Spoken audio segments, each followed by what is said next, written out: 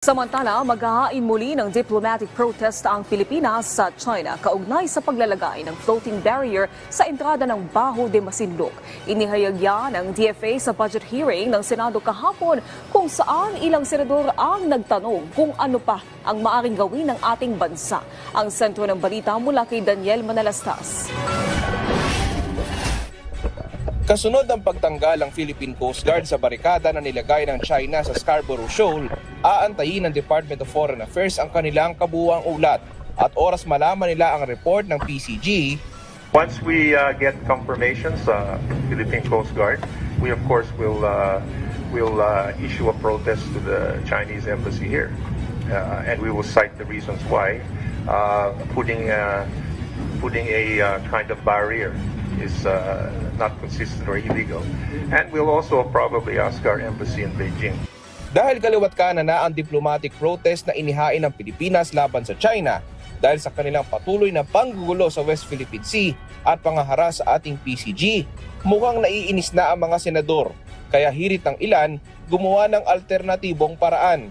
Can you not call the attention of yung ambassador, Chinese ambassador here? Let him explain to you bakit nila ginawa yan. Kung ako ang Secretary of Foreign Affairs, tawagan ko yung yung ambassador yan. Hey, ito, lasingin kita. Tapos, yung kanya-kanya diskarte ba? Ayon naman kay Senate Minority Leader Coco Pimentel, anumang maging tingin sa arbitral ruling, pasok na sa exclusive economic zone ng Pilipinas ang Baho de Masinloc at kung tutuusin pa nga raw. Actually, kung meron nga may karapatan maglagay ng obstacles doon, baka tayo pa eh. Pero hindi rin natin gagawin yun because of that second part of the ruling.